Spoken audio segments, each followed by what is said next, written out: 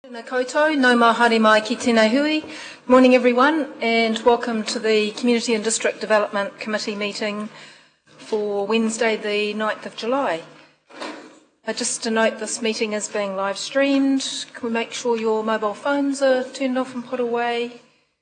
We hope to take the morning break at about 11 if we need to. Welcome to the staff and welcome to Matthew, our new local democracy reporter, for his first meeting today here.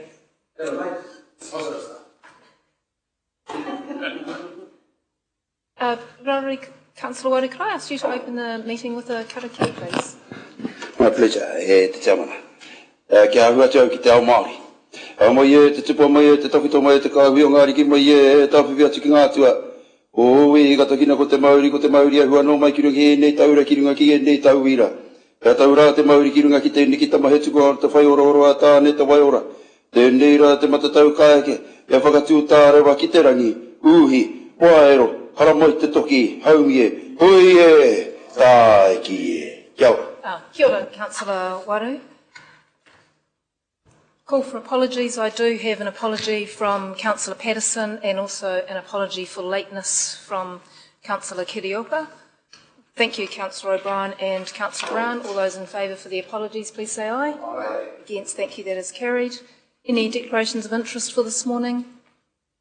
Nope, there don't appear to be any. No urgent items from the CE. Any minor matters not on the agenda, councillors, that are not already in the report? Thank you. So moving on now to confirmation of the minutes. Page 6 of your agenda, just the correctness of the minutes. So is there a mover and a seconder that the minutes of the Community and District Development Committee held on 11 June be confirmed as a true and correct record? Thank you, Councillor Wang. Is there a seconder? Thank you, Councillor Waru. No matters for correction. I'll put that motion. All those in favour, please say aye. Aye. Against, thank you. That is carried.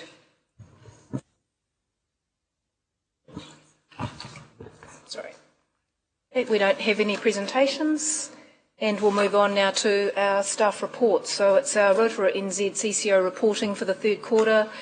Could I have a mover and a seconder to receive the report? Thank you, Councillor O'Brien and Councillor Brown. And Morena, Tim and Andrew.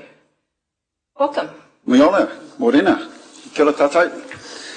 Thank you, Councillor Kaifong, nice, and Madam Chair. Nice to be here again this morning to present to Council. From an overall economic point of view, I think things are tracking, reasonably well in the local scene. Certainly, things that we've been doing at Rotorua NZ have been tracking along really steadily, and that's the primary context of our report this morning.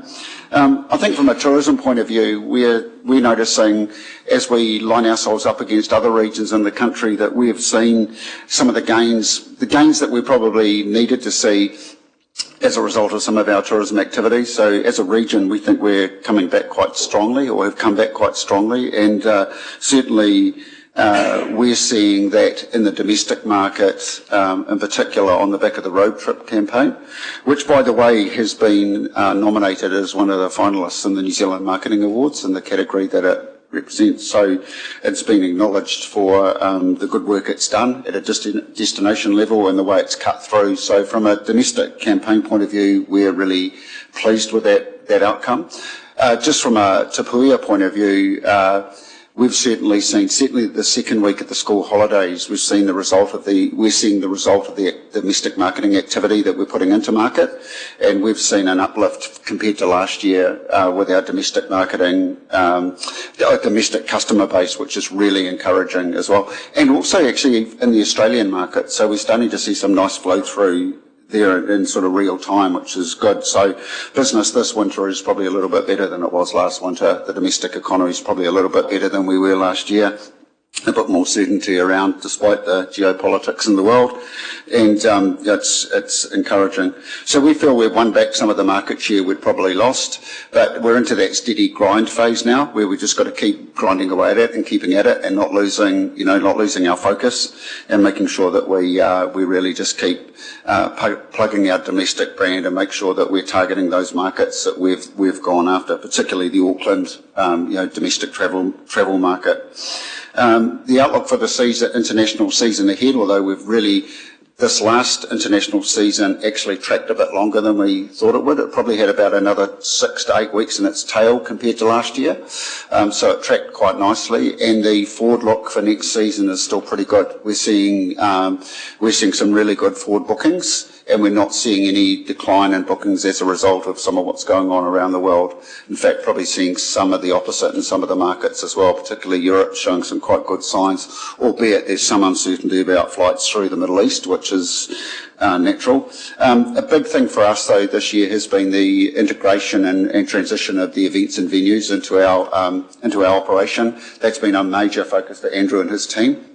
We're pretty much nearly through that process, and we kind of feel like we're ready to go for the next financial year. We've got most things in place that we need to have in place to really start to move things forward.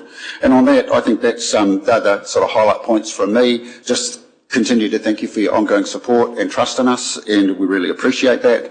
And certainly we feel we're making some really solid progress in key areas that we have been trying to make progress in for the last couple of years. So I'll hand over to Andrew to get into a bit more detail and take you through the presentation. Kia ora. Good morning, everyone. Sorry, I'm a bit croaky this morning, but I'll do my best to try and keep things on track.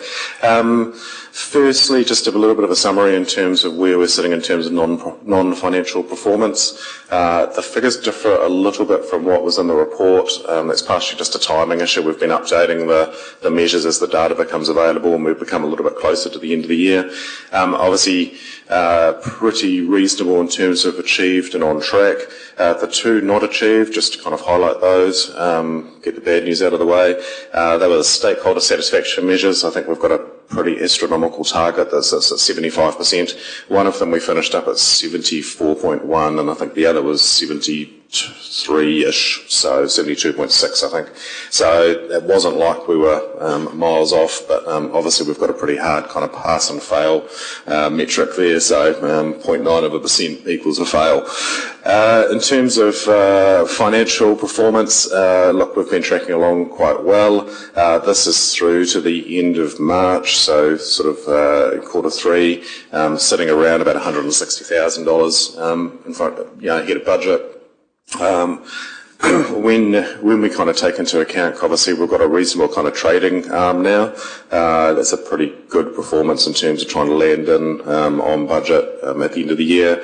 I can give you some confidence that certainly for the year-end result is also looking favourable. So we're pretty pleased in terms of where we'll land overall for the full financial year.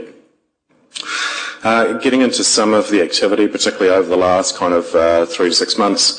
Obviously, we hosted Trends back in May.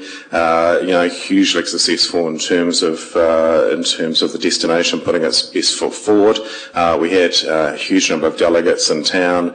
A lot of tourism businesses from around Aotearoa represented there, so 305. Obviously, the first time we'd hosted it since 2019, so very much kind of a bit of a homecoming, I guess you could kind of describe, and certainly all the feedback that we had from both suppliers and sellers and buyers, was really incredibly positive. So we're looking forward to seeing the impact of that. I know, talking to certainly our local operators, they were really pleased with the buyer quality. Lots of them that were kind of saying, yep, we're transacting business for future seasons, which is what it's all about. So incredibly pleased to see that pulled off without too many hiccups. Major events-wise, it's been a busy few, sort of 3 or 4 months there. Some of these, I won't read them out on a list, but certainly again we've seen lots of attendees kind of attending these events, which is fantastic. There's certainly a lot of bed nights kind of incorporated across those. St Howard Morrison also has had some really positive, some really positive performances through there. Certainly Dracula's last weekend was a bit of a standout, so we had 3 sellout shows. I think the 4th was very close to sellout, and I think opening night, which was pleasingly a good kind of a good opportunity to kind of iron out some of the kinks. I think was still half full, so overall a really good performance there, and we're looking forward to seeing more of those types of events over the next sort of couple of years. Coming up, obviously Jimmy Carr, we've already sold out the first show in January. If you're thinking of getting to Jimmy Carr, I'd suggest you kind of get in and buy your tickets, because that will sell out. As Tim alluded to, obviously we've had a pretty significant domestic campaign in market over this period. So the road trip campaign certainly ran sort of 17th of Feb to the end of March, and then we've just had a recent second burst on that as well through Auckland, just typically around kind of out of home and digital. Gives you a bit of a view in terms of how some of the creative showed up. Looks pretty bold. Certainly we had most of the high-profile out-of-home sites through Auckland, including out of Auckland Airport, through Ponsonby, Grey Lynn, Newmarket, Parnell. So we're really trying to kind of orientate ourselves around the type of customer base that we were looking for. Obviously the launch video had huge pickup, so a big thank you to Her Worship the Mayor for being the free talent on that. Certainly having someone with her profile associated with that really gave us a good kind of boost in terms of the initial kind of launch. Lots of other media coverage in terms of PR. We had a set of competitions running with breakfast, with a couple of radio stations, and again all of those definitely delivered the goods. When you start to look at the kind of the channel results, this reached a lot of people. I think when when you look at, say, some of the out-of-home figures, and you're looking at sort of 22 million sort of impressions, so that's people kind of driving past and viewing it. We reached, I think, in the order of sort of 75% of Aucklanders in terms of will have seen the campaigns through that period. So again, a really solid sort of set of results in terms of thinking about getting the right message in front of Aucklanders who were the target market.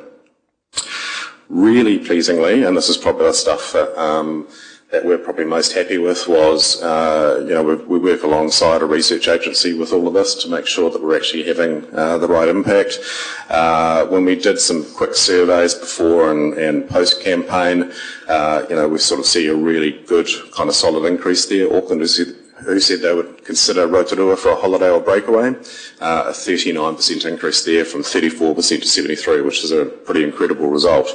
When we look at those kind of associations, again, this is where we're trying to kind of turn the dial a little bit. I think that, the rest of the country knows us for all our kind of adrenaline and family activities, but what they didn't necessarily recognise was all of the other stuff that we're really great at. We've got a fantastic array of other product for indulgent and special holiday or a romantic holiday. We saw a really good kind of uptick in terms of all of those associations post-campaign.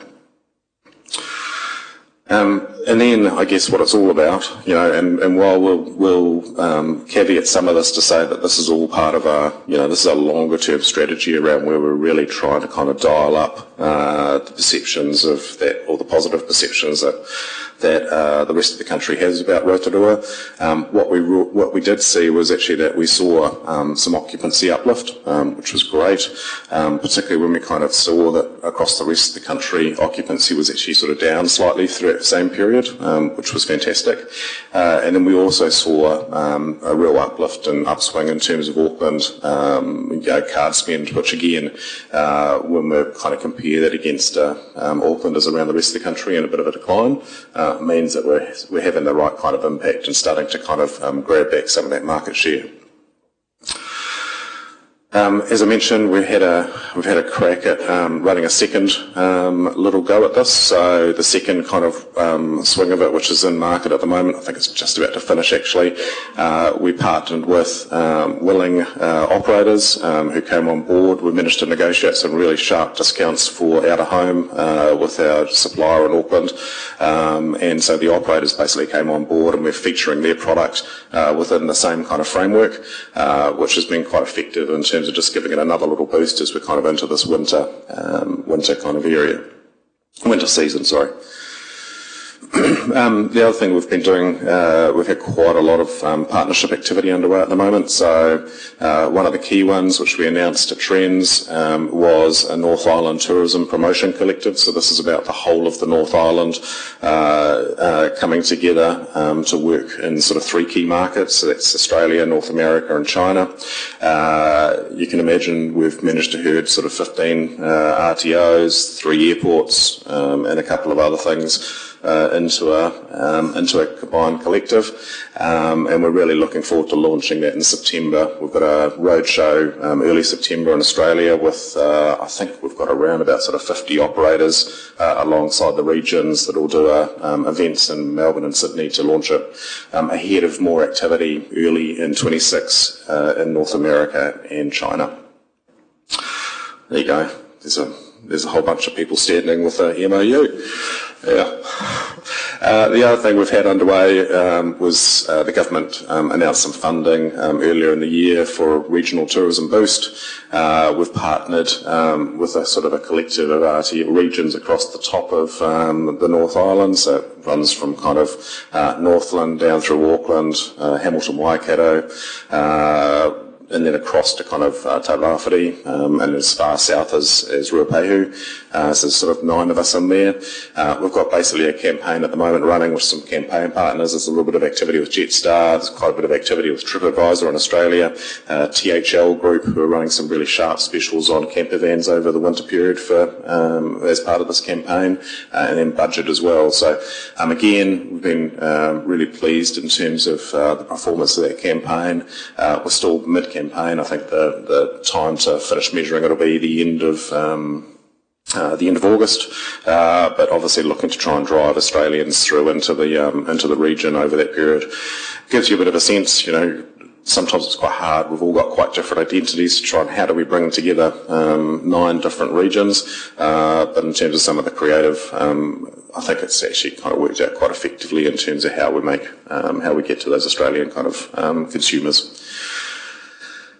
And I think, and then last one, was as part of that same regional boost piece, we did have a North American partnership in market as well. So our friends up in Tataki in Auckland managed to take the lead on this, which was fantastic. They partnered with a couple of airlines, and again, we've seen really positive kind of pick up in terms of additional American arrivals through that kind of winter season. So looking forward, I suspect hopefully many of you will hear a few American accents around the town over the next few weeks. Again, that's how that kind of came up. So I don't know if you'll recall, I think Air New Zealand's 85th anniversary, so they had a pretty sharp kind of return fare out of the US at $8.85, and certainly then we kind of piggybacked on that to try and make sure that we're kind of getting those American visitors out and around the country. And happy to take questions. Thank you very much, Tim and Andrew, for the presentation. I think that we'd probably be happy with a 0.9% underachievement with at least a 30+% overachievement on the revenue target. I think that's a fantastic result, so we look forward. I think this will be the last report to this committee, this training, but congratulations thus far on those results. Councillors, are there any questions to Tim and Andrew on the report? Councillor Brown. Madam Chair, it's outside the report, but I'm curious to know whether Bones has been working on the CBD stuff. Do you want to give us a little bit of feedback on that, if that's all right? Yep, happy to do that. So, yes, we are working our way quietly through a bit of analysis and background kind of data collection on the CBD. So at this stage, it's very much around kind of meeting with all the developers, meeting with landowners, businesses, to make sure that we've actually got a really complete view basically right across the CBD. We recognise there's a lot of small parcels that exist there, and that sometimes that's a bit of an impediment in terms of trying to facilitate development. We're on track to complete all that work by the end of the year, so it should be in a position to be able to kind of present to the new council. Councillor O'Brien. Thank you, Madam Chair, and through you. Thank you both, Tim and Andrew, for not only this report, but also for the leadership you guys have shown with the Sir Howard Morrison Centre and also the EEC, so much appreciated. Could I just ask on the report about the Regional Events Promotional Fund, we had, and it's great news for us that we were the highest recipient, if I can put it in those terms. Could I just ask though, out of the seven events that we got funded, I looked up the actual announcement on their website. It says to me that we can claim up to 50% of a funding analysis. Is that correct, if I read there? Yeah, look, it's co-funded. So the numbers that were announced on there are the funds that were received. The event organiser has to match that. Thank you. Yeah. So if I can just run through very briefly, so 23, and I'll just generalise the numbers, 23,000 to Legends of the Peak. So obviously we're counting to match that plus, because not all of these will be 50%, will they? They'll all be 50%. So They're all 50%? They're all matched. So those numbers that were announced are very much that's the government contribution alongside which we're the event organiser. We're not matching. No, the event organiser themselves are. Yep. So we just help to facilitate that process, but we don't supply any money ourselves into that. Thank you. So all that money, does that come through us or does it go straight to the organiser? Yeah, it comes through us. We help to facilitate it. So we basically make the application on behalf of all of those 7 or 8 event organisers, and then the Crown pays us, and then we distribute their money to those event organisers. Thank you. And finally, could I just ask, so who chooses these events? Do they come to you? Do you go to them? So I see one of them is the New Zealand Blues and Barbecue Festival, which I think was postponed last year, was it? Yeah. And also the Hunting and Fishing Expo. Yeah. So they all come to us. We support them in terms of putting applications together. We then submit basically, and we obviously did submit more than those 7. And then there's a panel in MB that make the decision about which ones get funded and to what level. Thank you. And do we prioritise or suggest, or they make that decision straight off? Yeah, we both, and this is the second round, so we do put a prioritisation on them. I'd like to say it's taken into account, but I suspect it's probably not. I think the first time around our top priority didn't get any funding at all, so I think, they evaluate those events on their own merits. Yeah. Okay, thank you. And sorry, would those applications, they'll be probably online, the ones you put forward, would they be online? I'm not sure. No, they won't be because they're confidential basically. They share commercial data from those event organisers in terms of what they're looking to, how they're looking to perform. So they're happy to have an offline conversation around that if there's some more detail you're interested in. Okay, thank you. Thank you very much. Thank you, Madam Chief. Councillor Waru. Tēnā koe te Chairman Otira, morena korua. Thank you for the report. Very positive report and congratulations on getting to that point, even with the many challenges and all the things that you were dealing with, or just have been dealing with over the past year. So, e mihi atu nei kia kōrua. Just touching on what Councillor O'Brien was talking about, the regional fund, therefore, or event fund, what are we calling it? Is there a limit to the funding you can apply for? For the promotion fund? Correct. The Regional Event Promotion Fund, I think there is an upper limit, I can't recall off the top of my head. When we looked at what they were typically allocating across all the events, they didn't seem to allocate this time around more than I think around about sort of 35,000 I think per event, was roughly what was kind of sitting on my head.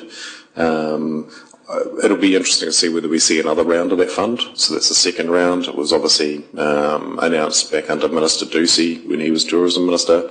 I think we'll have to watch and see whether that fund is available again in the coming year. Well, thank you for that. Through you, Madam Chair, this is probably for you, Tim. You made a comment around the international market and, I suppose, the tail end of it. So it was actually, another 6 to 8 weeks longer than projected. Do you think that's going to be an ongoing thing that we're going to see? I'd like to think that it was. I think what tends to be happening is we're seeing particularly airlines pushing deals out because there's so much airline capacity coming in. As we run out at the peak of the season, they're pushing deals out in the marketplace, in the international marketplace, to extend the shoulders. I think that's just a thing that's going on generally, and we're seeing the uplift from that. But I also think it's about where the world's at right now. We're just seeing those markets that are performing well, just extending a bit more. The better weather tends to have, definitely helped. So it's pushed the seasons out a little bit more this year than it did last year. If we could get another 6 to 8 weeks of good season out of it, that's great for it's great for the industry. I know certainly in our business it's been fantastic. Thank you, Tim. It hard to be actually that you think there's a possibility that could be a regular occurrence moving forward. So. I certainly think that Tourism New Zealand's really tried to push into that, what we call the autumn shoulder as you come out of season. It's quite hard to push the early season shoulder. In sort of August, September, that's much harder than it is the tail end. It's certainly encouraging, and definitely flew a lot stronger this year than last year. Yeah. Excellent. And just one more question, thank you, Madam Chair. Just around the recent, probably to both of you, the recent visa announcements in terms of, I think it was China, being able to apply in Australia, and which gives access to here. What do you think, what kind of impact is that going to have on our tourism industry here? Do you, in your opinion, professional opinion, and how do we best approach it to take the most advantage of the situation? It can't be bad. It's got to help.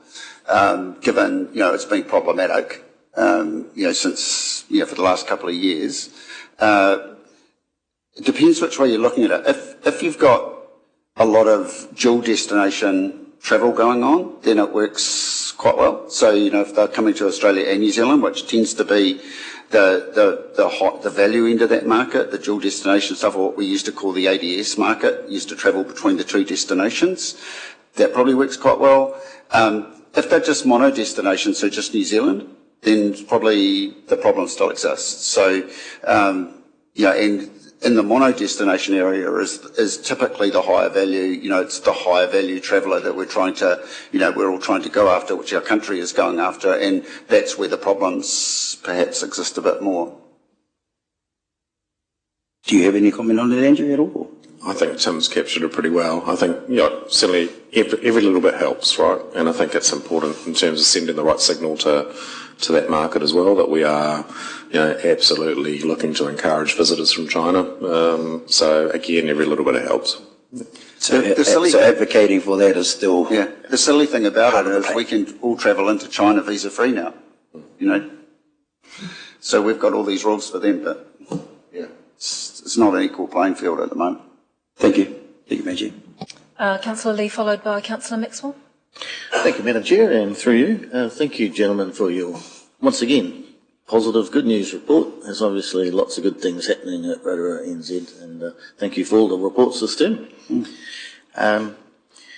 On page 16, it says, we will ensure Rotorua is recognised as an attractive place to live, work, play, and a viable investment destination, including the tourism sectors.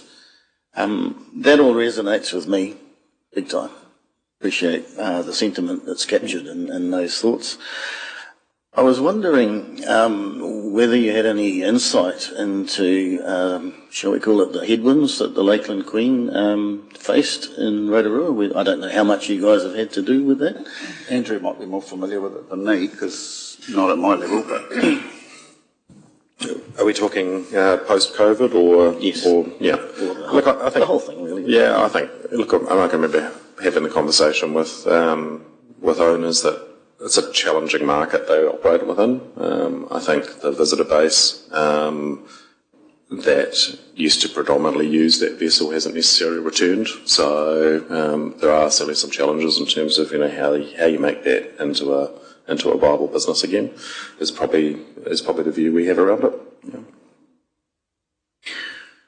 The new owners say they'll be back on the lake later on this year. What involvement would you guys have in supporting that?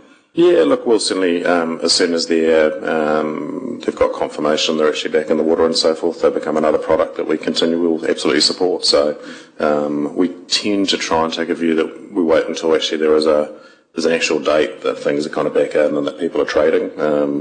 Kind of find that it's not good to kind of release that stuff to the market, particularly when you're kind of talking with trade clients and so forth, until you've actually they're actually in the water and they're operating, would be the kind of view we take. But certainly, we look to support all products that operate within Rotorua, and we'll absolutely do that when they get back in the water. Cool. Thank you very much. Thank you, Councillor Maxwell. Thank you, Madam Chair. Thanks, Tim and Alex, for the thorough report. Just following on, I wish the Lakeland Queen well too. Good to have them back on the lake. The questions, I had a few questions, but Councillor Conan O'Brien, he asked most of them. But one I did want to ask is, there was round 2. How often does it happen each year? Yeah, that fund's once a year. So. Oh, once a year. Yeah, and it was only ever designed to occur for 2 years. So we're not sure if there's going to be a third round for that one. Yeah. And we need to be clear, that's separate from obviously the event investment fund that we operate. It's very much the government one. The criteria around it were quite specific. It is to be spent on, promotion and marketing to attract more domestic visitors into the region. So you had to be able to kind of demonstrate how you're going to do that if you're going to be successful with that fund. So will it be the same time each? If it continues, it's likely to be. If it continues, it's likely to be, but we don't know how long it'll continue because the Minister hasn't made a further announcement on the ongoing fund. Yeah. Keep up the good mahi. Thank you. Okay, I'll have final questions. I'll take one from Councillor Wang and then a final question from Her Worship.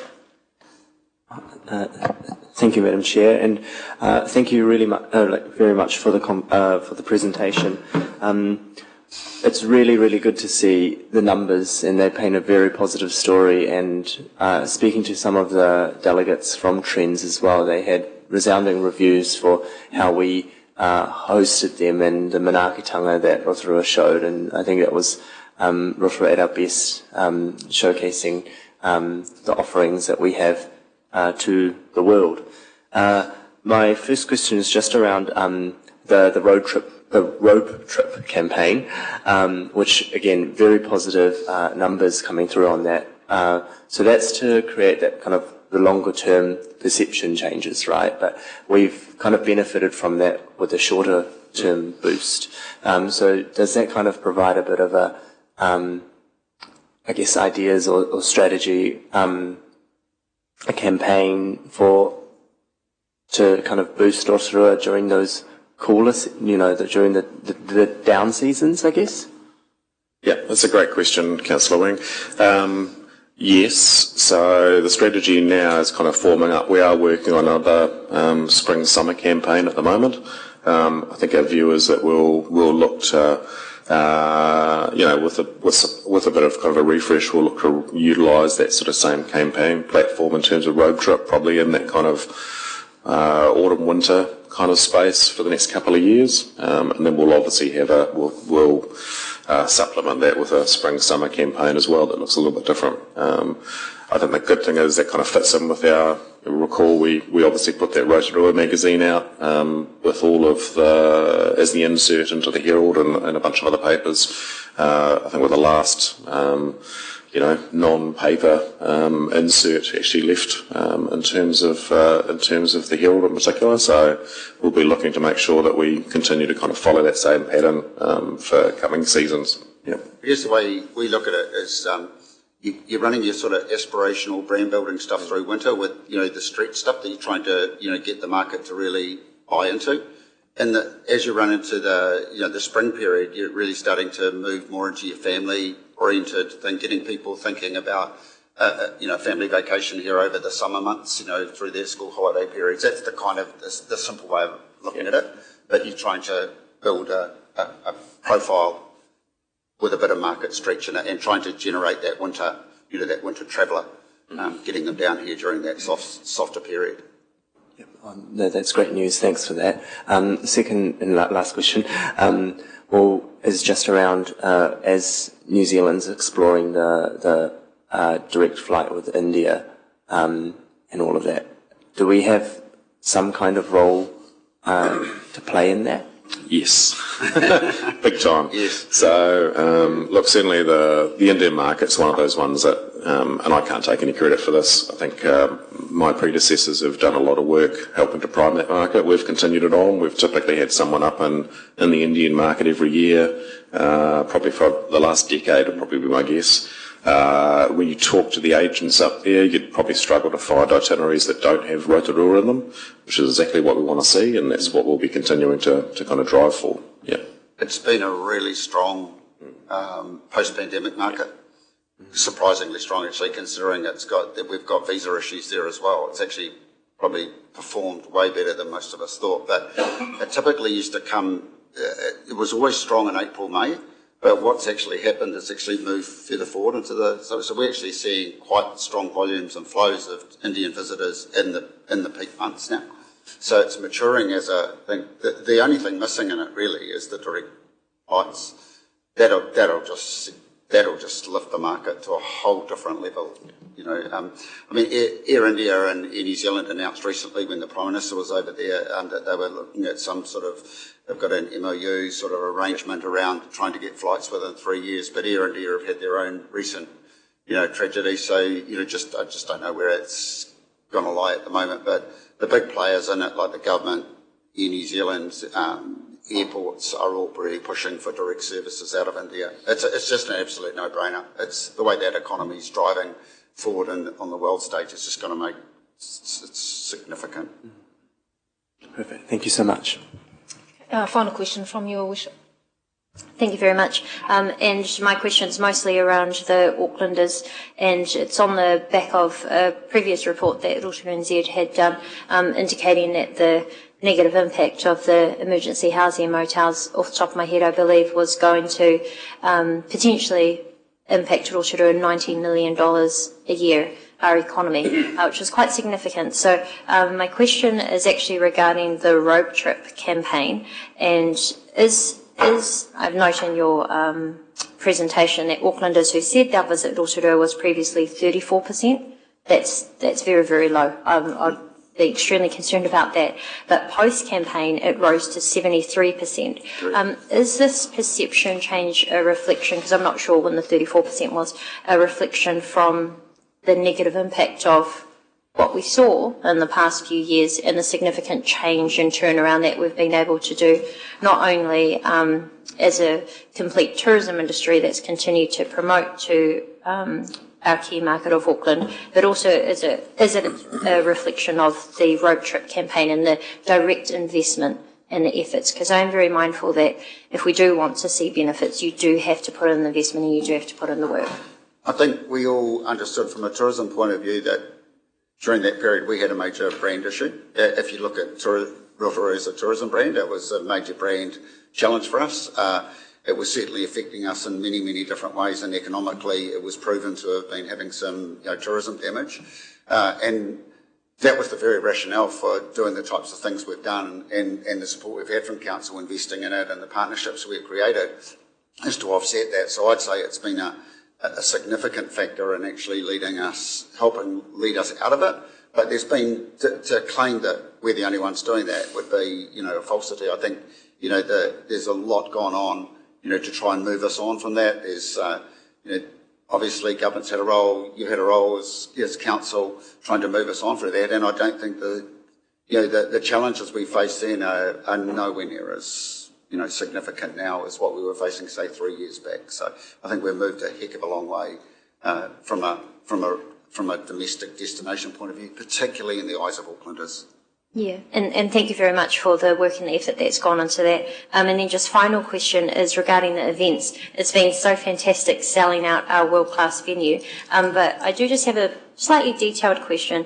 Is there an opportunity to review the food and beverage offering as well?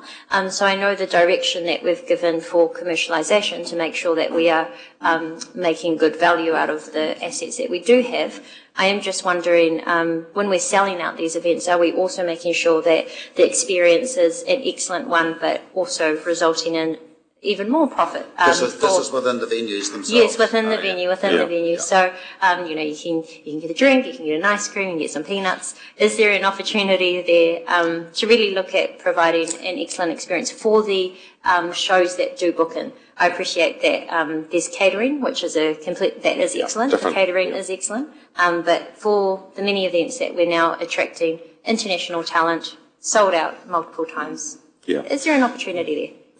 Short answer, yes. So, look, certainly we're pretty fortunate is to have one of our directors, Sarah Meikle, who is quite renowned around the country for her expertise in kind of hospitality and food. So we've had a couple of preliminary discussions with her around, you know, how should we be rethinking particularly the F&B offering at Howard Morrison. And I think there's definitely some opportunities to do things a little bit differently to dial that up over the next sort of 6 months. So that's a challenge we're kind of giving into our teams to have a bit of a think about. And you know, I'm hopeful we'll be certainly by the time we get to the end of this kind of calendar year, we'll be in a position to be able to make some announcements around some changes there. Thank you very much. Well, thank you very much, Andrew and Tim, for a very comprehensive report and presentation, and keep up the good work. We look forward to seeing, well, hopefully there will be some good financial results at the end of this financial year as well. So thank you very much.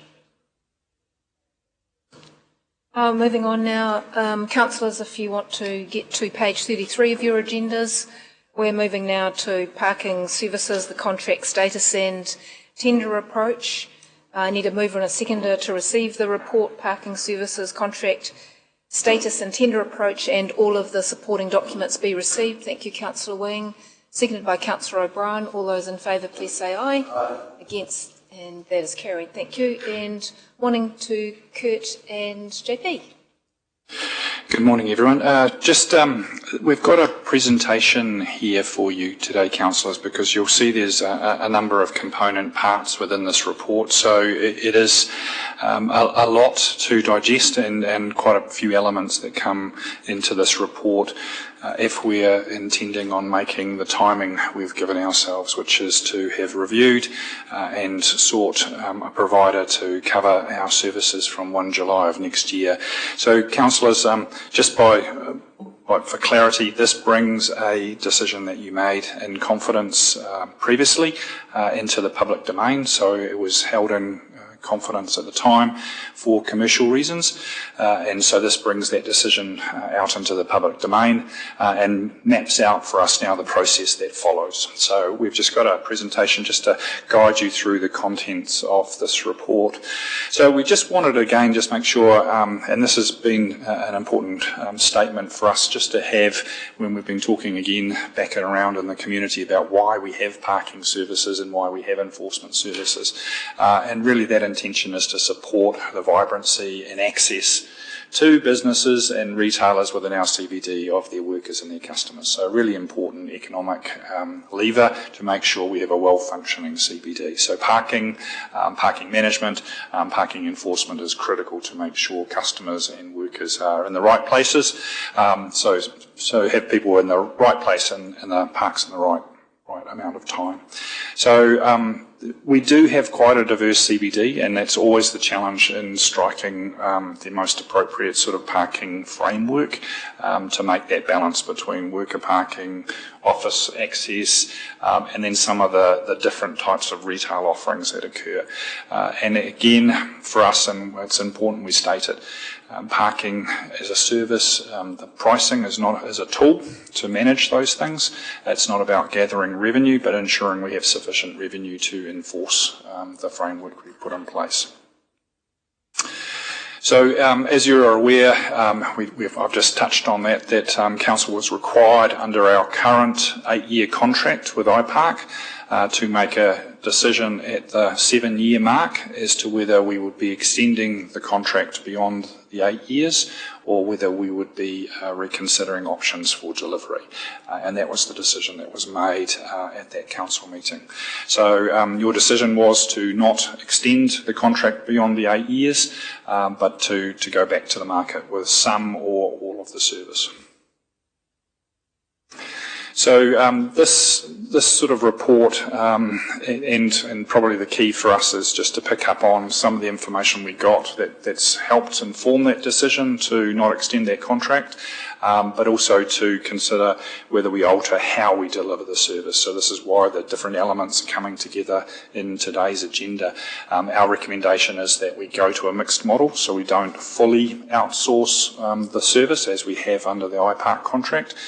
We actually bring some of the functions, which is wardens, customer service, the financial back office elements, back in-house to council, and actually we go externally only for the technology, whether it's web, app and machinery on the streets. So that's kind of one of the decisions we're asking from you today.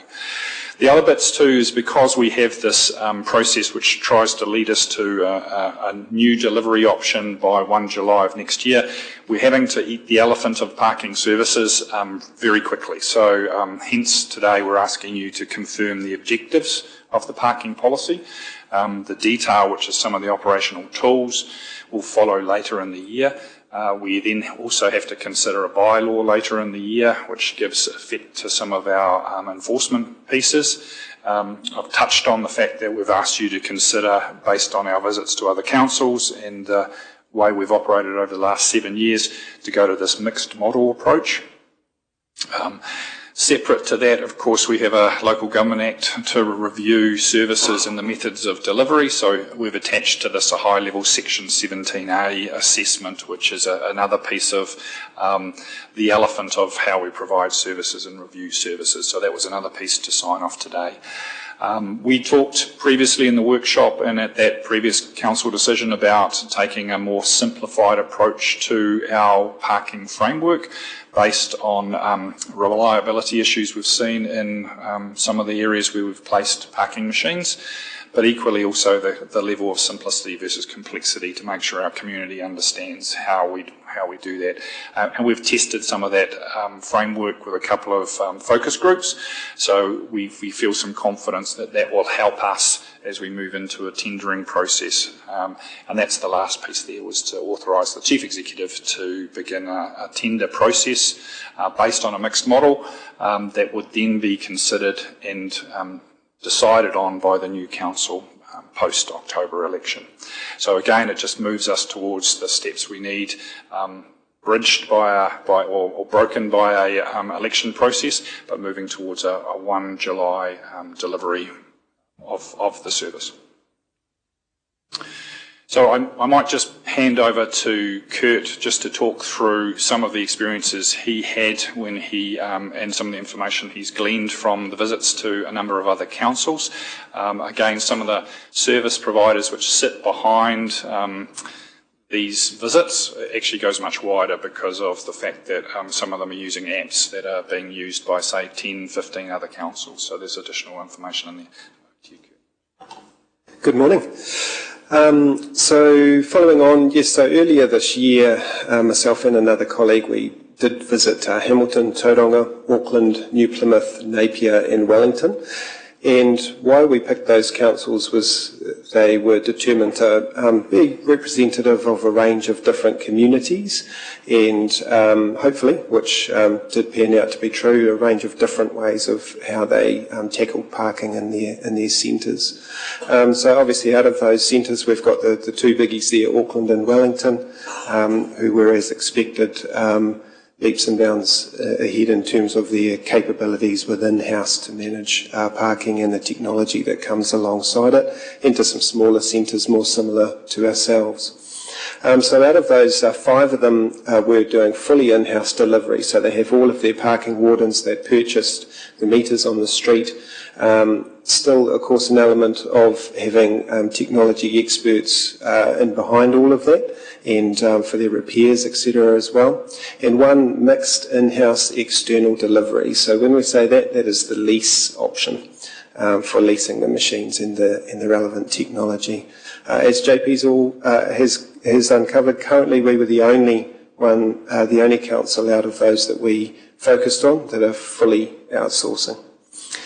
Some trends that we picked up during the visits were, if they weren't already doing it, there was acknowledgement that around having shorter contract terms, and that's largely based on just the speed at which technology is advancing these days.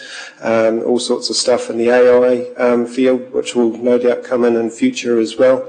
And that is predominantly the reason why you see the one there that had chosen leasing had really gone in that direction, so that you're not cornered into, for instance, having to pay additional amounts for software development and all of the sorts of things that goes along with that change. Generic high functionality apps, that's been a problem across the country, but we did see really two main apps being used across the councils that we visited, and on those apps, if you log onto them, you can see quite a range of councils already sharing those apps. Currently, only Auckland had transitioned to having no coins, certainly a hot topic. Coins, as you'll be aware of, are and continue to be our lowest source of paying for parking, anywhere between sort of 8 and 10% of what we're getting, and as low as, I think it was 6.6% was the lowest we've had there. There's also a trend towards less machines and more permits being used, and I think that ties into what JP was saying, particularly around our challenges with our sulphurous environment here, certainly something that we're keen to look into. And more use of enforcement vehicles, so the licence plate reading cars, and that varied from council to council, with Napier not currently having any, and Auckland, of course, having dozens of enforcement cars. And councillors, I think one of the things that we were quite keen on trying to do is pick up on some of the lessons and feedback we've had from different groups over the last few years about the kind of parking framework we put in place. This remains the sort of the straw person for us to use to go out through that tender process. So just as part of the tender process, we're not intending to be overly prescriptive. We actually want to hear back from those who may tender if they've got some innovative approaches or some different approaches that may assist us. So there is a level of openness we want to take into that tender process. But what we've sort of reflected on, and this is the sort of the schematic of the thinking, was really to start thinking, well, how do we boost that attendance or visits to the CBD? And so we looked at this option around 1 hour free everywhere. As Kurt has touched on, less meters and more use of permits, which give people day, week, month, year type parking options, particularly for workers, and then extend the areas where workers could access those permit areas. With a view also that within the core CBD, because of that need for turnover, there is a 3 hour maximum approach being taken. And so certainly also then more use of some of the other technology that's available, things like the Q codes and equally the tap machines, which allow you to go straight to a payment gateway, not necessarily through an app. So what does this mean from a wider sense? So the view that we sort of had was also at this stage to consider still using meters within the CBD, and that does give us the coin payment option for some or a number of machines. I've got some feedback from our focus groups which highlights some of the challenges there. We do need to really come up with some better solutions around our car park building and our off-street car parking. So really a poorly performing set of assets for us and for the city. And so we've started to test some of those changes now and promote particularly the car parking building. So that's the kind of core focus, is really get that mix right in the CBD. On the CBD fringe, really taking a view that we can reduce the number of metres. So we take a P60 parking or a P90 parking options, but allow that sort of ability to kick straight into all-day parking if you choose, through the use of the Q cards, tap machines or permit parking options. So really give people more flexibility on the CBD fringe. And also that also specifically then requires us to think about how some of our adjoining reserves to the CBD are being used. So parking within reserves is intended to be for the reserve use, but we do get an amount of worker parking spilling into those areas. So we would be looking to include Credo Park and Queen's Drive within that sort of CBD fringe discussion. So I'm changing in slides on my laptop. This was just that kind of picture of those kind of maps, and so the current state also had the two sides, so two separate parking zones, sort of the western and the eastern, which also confounds a number of our customers when they chose to move from one side of the CBD to the other. Their parking didn't travel with them, or their paid parking didn't travel with them, so frustrations. To that model, which kind of captures the words I had on the previous slide around our core orange metered area and our mixed time-limited and permit parking fringe to the CBD. So that simplified framework, which is still, as I say, a possible new approach. We're very much treating it as a straw person to be refined through the tender process and next council's decisions to come to a final arrangement. So there's my kind of concentric circles. So the CBD core and fringe kind of hypothetical sort of shown there. So just following on from the confidential meeting where you made the decision around the parking contract, we thought it was appropriate to take some of these ideas and suggestions of what we might do to a couple of focus groups. So we convened a focus group at Parkside, which we had attendance of about 24. And also talked to the Chamber of Commerce about getting a mix of businesses together for a CBD business focus group as well, which was attended by about 15 people. So just picking up on some of the key messages there, because I think it's really important, and it highlights that tension between everyone has an opinion and our challenge is to find that place in the middle which meets the majority of needs and areas. So certainly Parkside, keep it simple. Business parking was something they've raised about, is there any concessions we can do to support businesses who pay a significant amount of rates? So should they be given permit options within the current policy or a future policy? Need for additional worker off-street parking was seen as being really critical for a number of businesses, and they had a number of suggestions of where CBD fringe worker parking areas should be. A lot more discussion than we had thought was around things like loading zones. So it came up in both groups. Really mixed views on coins or no coins. Some of those who said, hey, we're not going in the right direction, we're down to 7 or 8% of our revenue comes through coins. But where they said Auckland's strength was around the one card, so their transport card that you can load credit onto and do a whole bunch of other things. They really did like that option if we were going to remove coins. A lot of angst over service charges, so we were at we made a number of comments about the cost of collecting coins, and so the kind of community perspective was, okay, if it costs more to collect coins, you probably want us to do electronic transactions, but you penalise us with this additional service charges.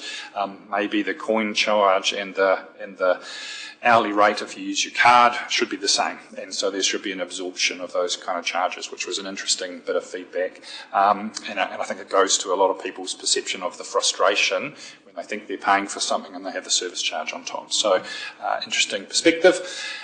Real concern about legibility, usability and reliability. So some of the key frustrations that have been expressed through this committee or to you was just about that reliability of machines. A couple of comments from the Chamber of Commerce group was around adjustments to the map. So there was a couple of streets where they thought should be included in core. Again, very mixed views on coins or no coins.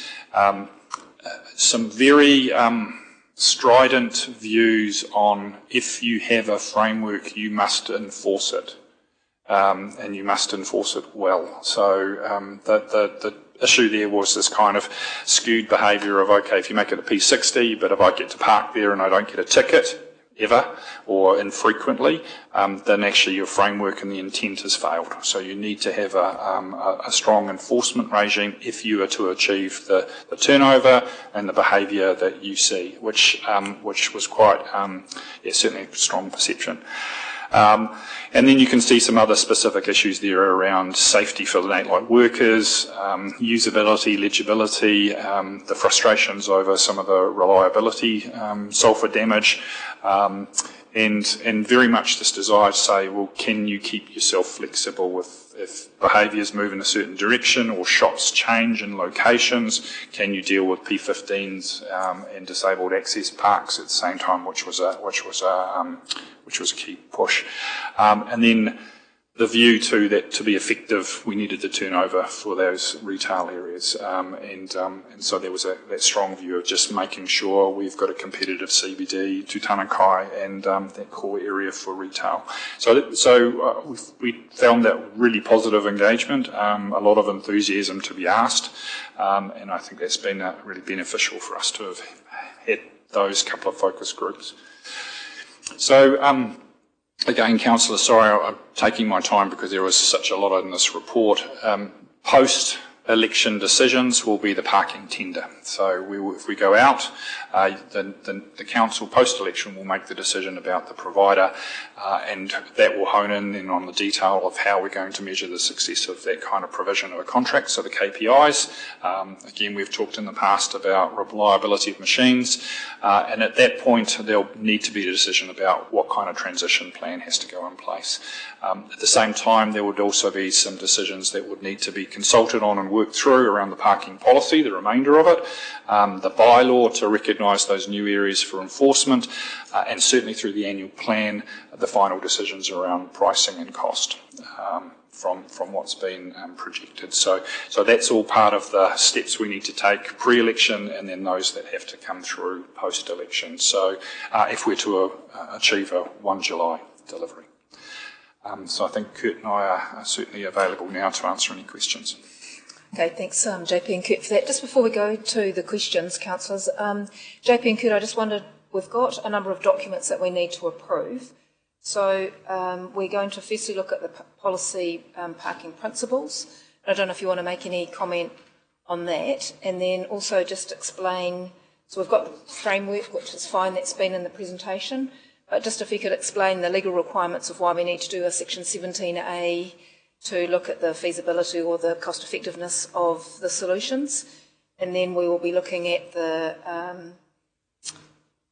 in-house, I was going to say outhouse, but outsourced models, and then the delegation part. So if you just briefly, because you didn't really touch on that in the presentation, just around the parking principles, parking management policy we'll do a twin act on this one. As simply as it's a case of we have a parking policy which talks to principles and then methods to manage those. So one of the issues for us is to say, are these principles valid? We still believe they are and should direct our policy. So we're wanting to confirm again the principles. The methods, which is the second part, as I've said, we've got a view on what those methods are as part of the policy, but actually we'll also tease out some views from potential tenderers, and that will give us the chance to finalise the methods part of the policy post-election. So hence the two parts to that, principles and then methods post-tender process. Section 17A is that Local Government Act requirement that councils review. I think the wording is review methods of service delivery every 5 years. Most councils don't comply with it. We take an opportunistic view of how we do that. So when contracts come up or there's been a decision around significant changes in a service, we did the same with so Howard Morrison and the EEC. We take the time to make sure that we go through that more robust process around a 17A. So that's probably the two first pieces. Thanks, JP. So, councillors, that's a separate document that is in Stella. So there are the parking principles outlined on page 5 of that report, and following that is a full copy of the section 17A report. So part of the recommendation to this committee is to approve those documents. So I'll just take questions now to JP and Kurt on those documents and the presentation, or any other questions around what we're proposing. Councillor Wadu. Tēnā koe te chairmana, tēnā koe Kurt. JP, thank you for the presentation. Parking. Just in terms of in the presentation, you went to Hamilton, Tauranga, Auckland, New Plymouth, a number of different places. How many times, say, in the last, and I'm not sure if you have that information, but I'll ask you anyway, the last 15, 20 years, have they changed parking models? Thank you, and good question. So that that actually did range from council to council. So Hamilton, for instance, have made some fairly significant changes in the last sort of year to year and a half. Auckland seem to be in a continuous change to, I guess, keep up with their growth and their parking strategies across the city and as well. Tauranga, you've probably seen in the newspaper recently stuff around Mount Maunganui as well. They've also reasonably recently sort of headed more into using the technology more, same things that we really, in our view, need to continue with. Really what's, just to add on to that, what's driving that is some of these efficiencies in technology too. So when we look at things like the licence plate reading vehicles, they can cover a much greater distance, service things which are a challenge to all of these councils and us, such as parking around schools, sports events, much more easily than people beating the feet. So yeah, it really did vary from council to council, and really reflects, I guess, the different challenges going on in each of those centres. New Plymouth also has recently changed December last year into their new regime. Okay, so it's safe to say everybody's sort of trying to figure it out. So that's good. Just in terms of, and I'm not sure if you'll be able to answer this question, in terms of the proceeds that we get from parking, of course it's got to pay for itself in terms of the technology and all that, but where does the rest go? So yes, in terms of the revenue, so council does receive all revenue from parking. Out of that, we currently pay a monthly invoice to our provider. The biggest challenge in the parking space, and again this isn't unique to us, is actually in the collection of debt owed to council through unpaid fines. So across the range of councils, we're all looking at the same thing, because that is really the main factor that greatly determines which side of the ledger that we end up on in each month. To give some context to that, the charges from Ministry of Justice for dealing with unpaid infringements went up to $55 for each infringement last year. So we're currently in month 3 of looking at alternative collection methods to reduce those charges and I guess make sure that we're more likely to end up on the right side of the ledger. But I would stress that again that parking is definitely not about revenue, and that's reflected in our policy. It's not the primary purpose. It is about achieving those key points which are outlined in the presentation for you to consider. Thank you, Kurt. I think I only ask because we go to a mixed, well, you're proposing we go to a mixed model, therefore I'm assuming there'll be some mixed proceeds going to different places. Of course, we won't be paying as much as what we would normally pay for the full service. So I'm just wondering, what is there within our policy, which I don't see, would there be scope to ensure that these proceeds, if we do have any, are actually re-injected into the CBD itself? I think it's a good question, and I'll just ask Kurt to say specifically, from our current contract on an annual basis, does our revenue exceed our contract price? And he's shaking his head. So I think in some months we do.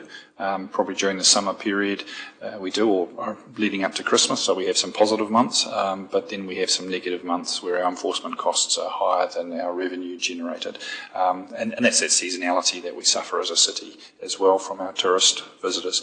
So one of the things that we would hope to do is, as we unpackage it and look at internal delivery versus external contract, we'll have a realignment of what our cost picture is. Hopefully that brings it down. That's our intention. But equally, in changing the framework, you change your revenue as well. So if we go to more free parking, how are we offsetting that? So costs will come down, but revenue may come down as well. So there is some modelling and some sophisticated modelling we need to do, and using our finance department and probably some external people, because we have in the past sought to increase revenue by putting up the charges and did not achieve it. We ended up with quite a significant behavioural change. So we're going to have to do some work over the next sort of 6 or 8 months. Thank you, JP. I only asked just to put the plant the seed, I suppose, around the thinking.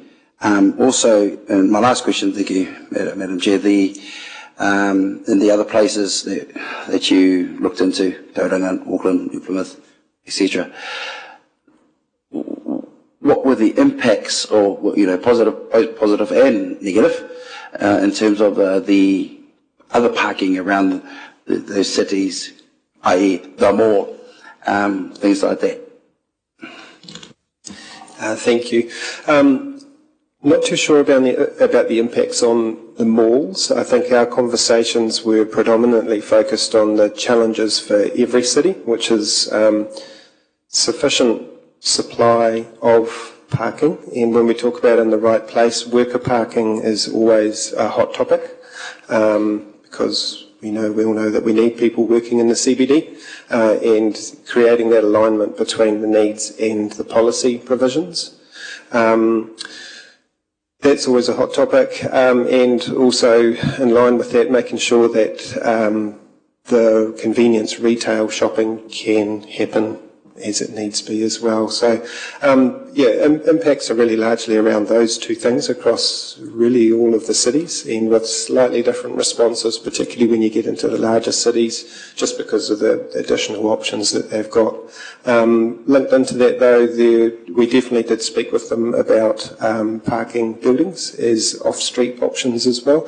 That varied from city to city. Auckland, for instance, actually don't own many of their own, or many of the parking buildings in town. But it's something that I think all councils seek to try and increase usage of parking buildings, etc., as well as another option. And just to reassure you too, we've got quite a unique circumstances with a mall type arrangement right next to our CBD, so most others didn't. Our intention is, as we go forward over the next sort of 6 months as well, we'll be having some specific large employer, large stakeholder meetings as well to offset those couple of focus groups we've had. So we intend to talk to Pukeroa, we talk to Te Whatu Ora. There's some quite large impacting parking questions for some of those providers and some of our larger employers within the city. Thank you. Thank you. Councillor Lee. Thank you, Madam Chair, and through you, thank you for your report. It's timely that we look into this, and thank you for bringing it to us. As you're obviously aware, our job as elected members is to represent the community's interests, and so I'd like to ask a couple of questions from that perspective and give you guys the opportunity to respond to the community and what they might think of parking. You say that this is not a revenue collecting exercise. Some of the people in the community might say, yeah, right. Taking a more sceptical view. Quick response to that? It costs us slightly more to provide the parking service than the revenue we collect. So you don't make a net gain out of this? Okay. It says here in your report on page 38, no one likes to pay for parking, and it is ultimately a user-pay system that pays for itself financially. Okay, so no one likes to pay for parking. Turkeys don't vote for Christmas. The public don't really want to pay for parking. Is it a reasonably practicable option to dispose of parking in the CBD, noting that the mall that is adjacent to the CBD doesn't have parking? Parking charges. Yeah, sorry. I think the comment you're making there, and just take the mall out of it, of no parking enforcement, it's just people can park in the CBD for free. Is that kind of the community question? Yes. I suspect that creates the kind of behaviours that I know certainly a lot of our retailers would express concern over, which is retail staff taking up the nearest parking spaces, people parking all day at the most convenient, particularly when it rains. So you really start disabling some of the businesses we're trying to support if we don't have some sort of level of enforcement. If we do then go, it's not just a complete free-for-all, but actually we're paying for enforcement, then if there's no revenue, then it's a ratepayer cost. And certainly some of the feedback we got from the groups was users should pay, and particularly also as a tourist town where we get an influx of people, the idea that the ratepayers pay for the enforcement rather than a parking charges paying for it, they felt was wrong. So that was some of the feedback we got. Okay, so if I could argue against that, I can recall going to the warehouse in Hamilton or any supermarket like in Wellington, and parking is free. Now, the warehouse probably says you can have free parking in Hamilton because we want you to buy stuff from us. Doesn't charging or having a two-tier system in Rotorua create a advantage for the retailers who happen to be in the mall as opposed to the retailers who operate out of the city? Because I think, I don't know if it's a boomer thing, but people do have an allergy to paying parking, and if they could park in the mall, there's an obvious incentive to do so. I think that's where a lot of cities grapple with that option, and why I think in this proposed framework we've offered free parking as to encourage that. So there is actually an advantage. So the proposal was we've had Tutanekai and the Ribs for free parking to encourage the like for like. You can go to our city and you can shop and you don't have to pay parking if for that hour. We've got the same sort of options intended, but across now the full core. And actually there's a parking perspective coming from the back. Stavros has also got some expertise he can add into this as well. Just if before that, if I can just add through the chair, I think it's important to distinguish between our role in parking on public property, which is the road corridor, versus private decisions made by mall owners. So a mall owner could choose to charge for parking or not. That's none of our concern. We're making a decision, we're proposing for you to make a decision, a system that reflects the fact that the CBD has a different purpose from residential areas. It's a central business district. It's primarily there to support businesses, and the parking needs to give effect to successful businesses. So our recommendations are in through that lens. Of course, ultimately it's up to council to determine whether that's a view that you think on balance is correct or not. But I think it is very important to distinguish between malls that are private decisions made by private landowners versus the public road. Madam Chair, could I just quickly respond to that? We're doing questions at this stage. So do you have a question? Because remembering this is all just part of a process that we... Yes. I was just like to say that I fully understand that the Pukeroa Horowhara Trust, who owns the mall, are autonomous and they make their own decisions. The nature of my question was, if parking is actually necessary, how come they don't charge? That's sort of... But anyway, I don't think that's a question that, I don't think Andrew needs to answer it, he already has. So, Stavros, did you just have a comment from a... I think, thank you, Madam Chair. I think my response would be similar, very similar to my chief executives. At the end of the day, a private owner recovers the cost of maintaining the platforms for parking, like the parking spaces, through their leases. Now, if council wants to have a policy decision to recover that cost by charging the beneficiaries of the businesses for all the costs associated with the parking, it's a policy decision in consultation with with our beneficiaries. I think it reflects what my chief executive said. Thank you.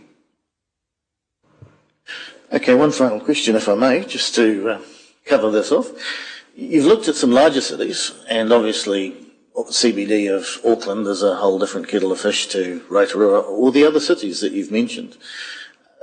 Have you looked at smaller cities where there isn't the same amount of demand for a CBD? I don't know, maybe Tirau, for example. Do they actually have parking meters there? Or is Rotorua more analogous to a smaller city than, say, Auckland or Wellington or the others? Thank you. So good question, and that's exactly why we also had Napier and New Plymouth, who are two cities that are often aligned or similar communities and, I guess, numbers and CBD size. Yeah, Napier has a very small CBD compared to Rotorua. So I was sort of fishing in the pond of an even smaller city. But, okay, I've had my share of time, I think, Madam Chair. Thank you very much. Councillor Lee. Councillor O'Brien. Thank you, Madam Chair, and I mean that sincerely. Thank you, gentlemen, for your reports. Could I just clarify, with the proposed contract, or when it goes out for tender, this includes the car park building on Hinimoa Street. Is that correct? Yes, it does. Thank you. Are you able to tell me now what's the current occupancy of that? Current occupancy is pretty low. It's around 25%. It's predominantly made up of leased users at this stage. So definitely keen to get more casual parking happening in the parking building. Thank you. So forgive me. So how many spaces are there in the building altogether? Parking building has, I think it's about 250 odd spaces in there, and that's that's with the leased ones included in there. Thank you. So there's 250 parks available in total. Is that correct? Yes. Thank you. Is it possible to, have we looked into, is it possible to extend that building at the moment, like go higher up, or is that not possible with the structure?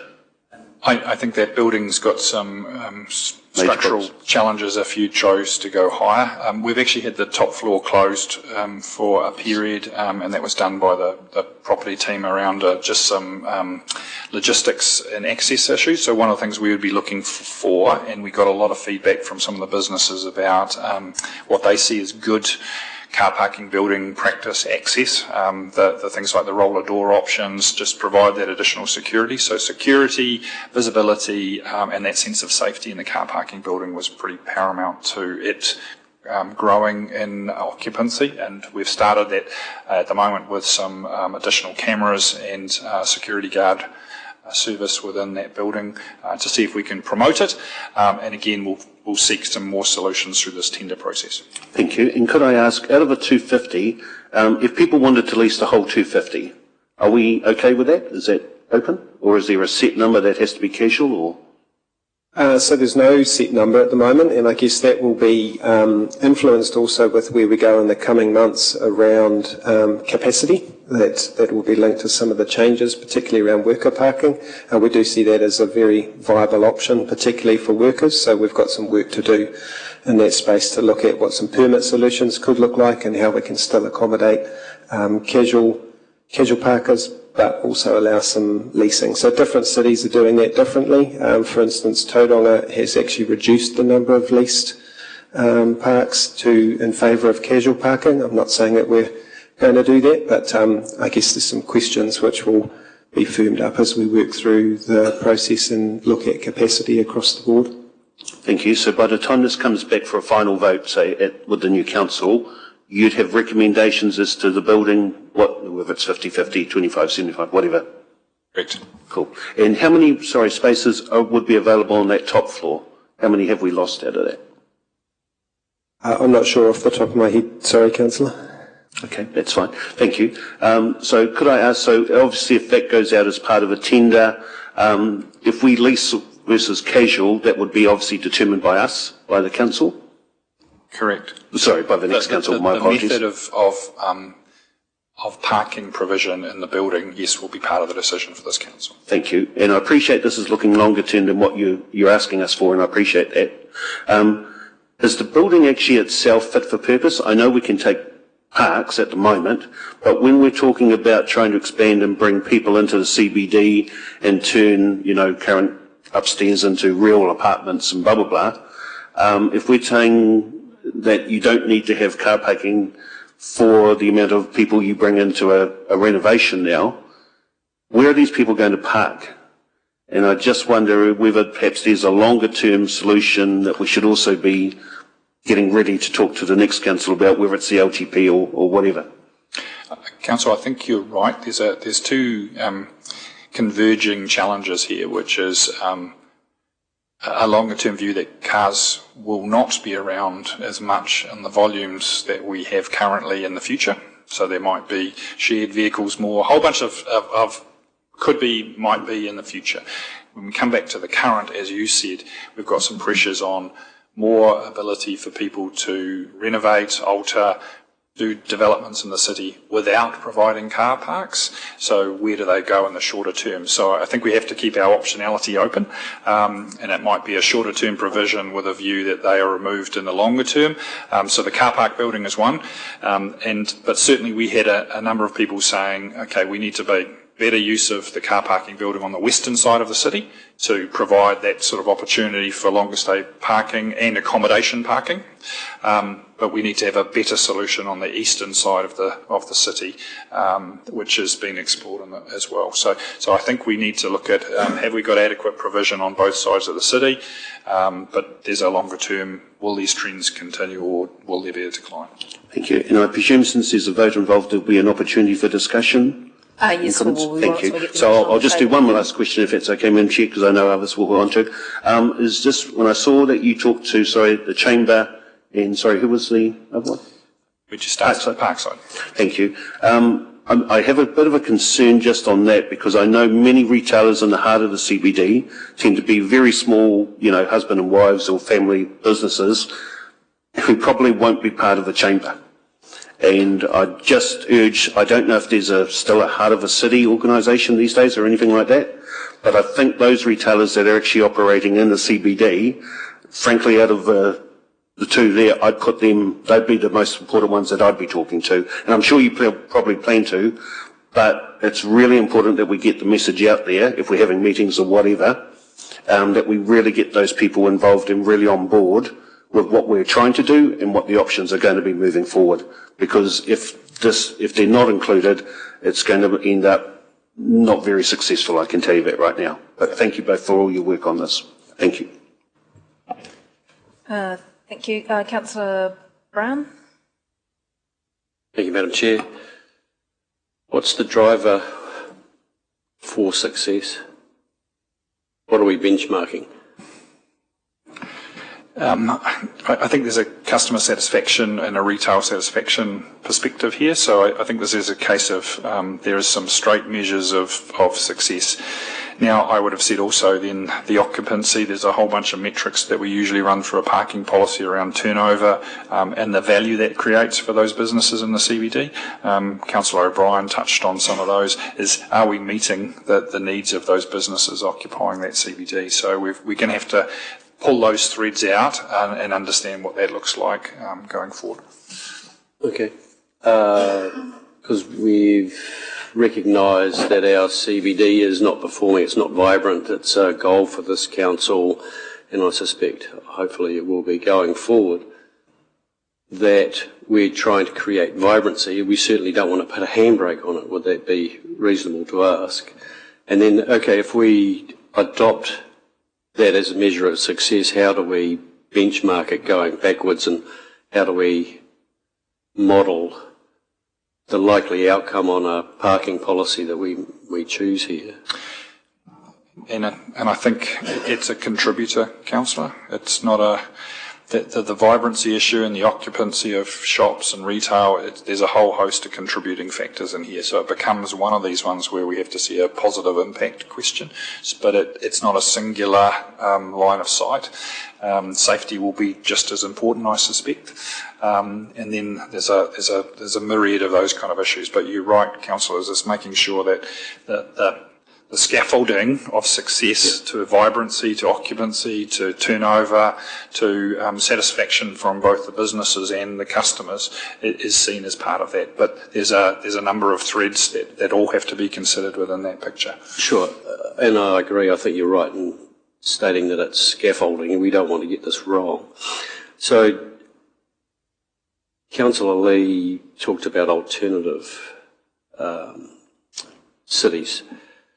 I would suggest, respectfully, that Taupo is one that we would want to emulate and model, potentially. It seems to me that they've got a very vibrant CBD, and I recognise all of the things that you've just talked about. Can we look at their model, please, and making an assessment? They're a tourist town, they've got people passing through, they won't necessarily have lots of residents in the downtown need, and to me they're getting it right. So I think they're a 2 hour free option. So some of the cities that you put up there, and I can't speak for all of them, but I feel like Auckland, Wellington, Tauranga, Hamilton have got CBDs that are challenged, and yet we've got just down the road our neighbours doing a fantastic job of filling their CBD. But it goes back to that measure of success. Yeah. What are we driving for? And I think that underpins the whole lot. But thank you. Thank you, Councillor Brown. Just take that feedback on board. Thanks, JP. Your Worship, Demir. Thank you very much. Just a quick question regarding timing of the engagement that we're doing, and thank you very much for the significant work already undertaken. While we are also engaging with the users of our CBD in our community, is there an opportunity to also collect feedback on the future of roads and parking areas? And I ask that because at the start of this term, we very promptly removed the green corridor, creating more parking spaces, and we've seen the revitalisation of that street, which was previously killed by a cycleway and idea that didn't come to fruition. So there is, however, still on the other side of the CBD, the remainder of the green corridor cycleway. And I recall at the time that that was something that would be looked into in future. Is there an opportunity to do that at the same time and potentially create more parks where our businesses need it? Because I do note that also on the other side where the green corridor is, it is not very well utilised or tenanted. Thank you. I think the answer is yes. We will keep our focus on the parking conversations and the framework, but without question we're getting the additional information that people volunteer because they don't see the separation that we might necessarily do, and so we can feed that directly into our staff for both maintenance, lighting, and things like parking areas and the green corridor. Councillor Barker. Thank you, Madam Chair. Thank you for your report and for the extra information provided today. It's most helpful. My first question was around engagement, and Councillor O'Brien asked the question that's been answered. Thank you very much. The second is actually probably a bit more detail orientated, and it's around the hardware, the parking stations and what have you, and the pay stations, which have been notoriously unreliable to date using the technology that we do. I understand from this, and correct me if I'm wrong, that we will be leasing the hardware, the technology, and so we'll be responsible for any R&M on those machines, or is that not correct? No. And without sort of, I guess, completing that tender process, our intention would be, no, it's just a straight lease, and the supplier deals with all of those sides of things. Okay. Just a thought around that is that when we look at the tenders, just considering whether they've tested their suitability for our geothermal environment, because that seems to be a real frustration for those in our community who are trying to use them and do the right thing. And and just one more thing, just why the less meters? You said there's going to put potentially less meters. The rationale for that? Sure. So the less meters is a combination of factors. One, our learnings over the last sort of 7 years around the effects in those geothermal areas. And secondly, that technology has changed over 7 years. So there's simply more options now that didn't exist back then. You may recall JP talking before about tap and go sort of solutions and things like that that don't actually have anything electronic in them.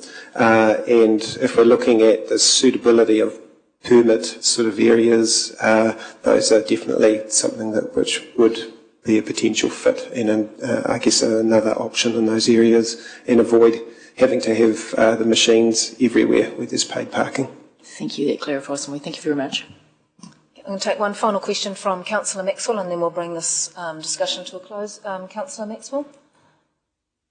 Thank you very much for, again, another full, thorough report. Just a couple of quick questions that I've got. On your visits to the 6 venues you went away to, 5 were full in-house. Did that include the 2 that can compare to us, which is Napier and New Plymouth? Yes, so New Plymouth was the only one that was, they're basically the lease example. Everybody else was fully in-house. Okay, and then we were the only one we had 8 years with the current status quo. Were we the only one similar to that? Not in terms of current contracts, but we're certainly the only one that is contracting out fully. And all of the councils were conscious of the rate of technology change and the impact that that would have on any future lease or contract decisions going forward. Thank you, and this is just one off the wall. Alleyways that are there, yeah, you're not allowed to park there, but is it sort of one of those things where we can allow it for 5 minutes or 10 minutes so that they don't get penalised? It just means they'll free up and move on, free up and gone. So you're talking service lanes, Councillor? Yeah, service lanes. Yeah, so service lanes that are vested in council certainly are enforced by our parking team. They are more often enforced via complaints that come in rather than walking around all of the time. But essentially, if there are restrictions there, we would always encourage people to comply with those restrictions. Okay. Thank you. Thank you very much, JP and Kurt. What I'm going to do is going to take the morning break now. We'll come back at 11:20 and then we'll take the resolutions and do the discussion on this topic. Thank you, councillors.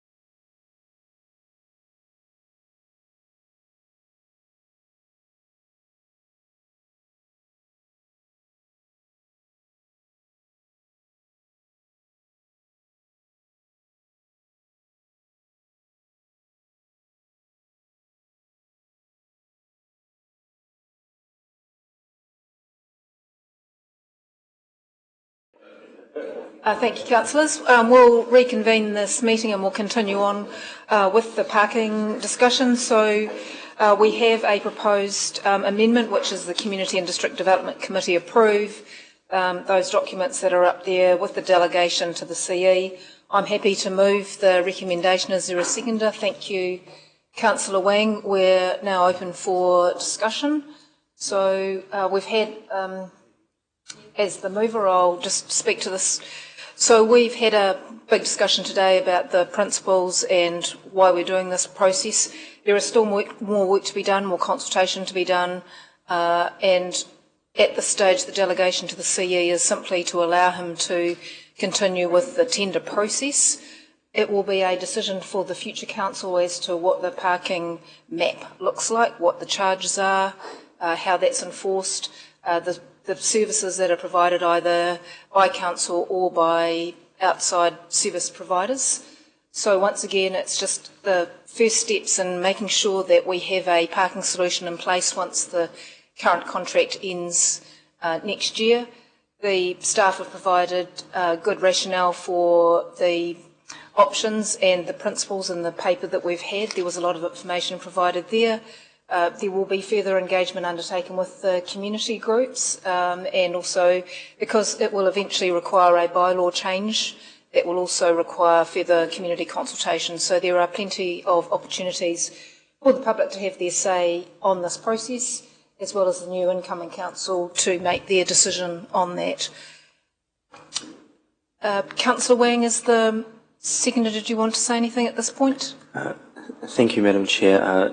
Not too much, but support your comments on this, but just saying that this is mainly a process decision. So from my perspective, it's to make sure that we do things right now so that later on, when it comes to that following decision, we have a smooth process of, I guess, the transfer.